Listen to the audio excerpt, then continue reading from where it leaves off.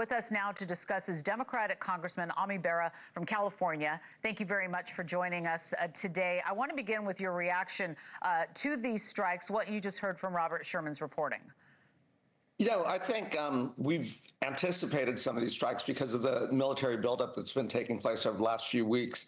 I think we're still confused on Congress. You know, is this about nuclear disarmament, degrading their nuclear capabilities? Is this about regime change? And what I would urge the administration to do immediately is come to Congress. And that means flying back today, tomorrow, Monday, brief us on what the end goals here are, because the strategies are two very different strategies based on this. I do think you will see these war power resolution votes coming up in Congress next week. Again, I would advise the administration to brief us before those votes come up. Okay, so you're talking about the request of being briefed on the strategy. What have you been told so far? You know, I'm on the Intelligence Committee. I've had some reports, but again, without a clear understanding of what the end game here is. If it is about degrading nuclear capabilities, that probably is targeted military strikes, and then it's over. If it's about regime change, yes, this is an opportunity for the Iranian people to really rise up. We've seen the brutality of this regime, killing thousands, if not tens of thousands, of their own civilians. This is probably your best opportunity to the Iranian people to have a different path forward. But that is a different, you know, that will require support. That will require rebuilding a country and institutions. That has not always gone well for us. Think about Iraq over the last 2 decades and just the trillions of dollars that we spent and how long we were in the region. Yeah, and I've got to ask you, it's a fast-moving story that we're following together.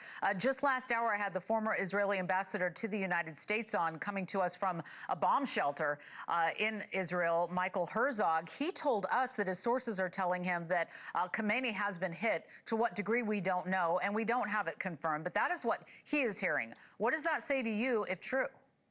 You know, if the Supreme Leader has been killed, that creates an opportunity, but it also potentially creates chaos as well. What emerges next always isn't a good thing. So, you know, I don't want to jump to any conclusions. Let's wait and see if that's confirmed. But let's also hope that, you know, the CIA and others have been working with folks in country. Obviously, we know the capabilities of the Israelis in the covert area, and hopefully there are leaders that are willing to step forward and create some common stability. Right, but wouldn't that get us closer to regime change, which is what we've been talking about? Well, if the supreme leader's dead, then regime change would happen. But remember, the next regime isn't always a good regime, and it could lead to chaos, and it could lead to internal conflicts. Iran is not Venezuela. Venezuela is a relatively isolated country. We've seen Iran's ability throughout the Middle East, even on our own soil, assassination attempts that they've been able to perpetrate. So I would urge extreme caution to American citizens in the region.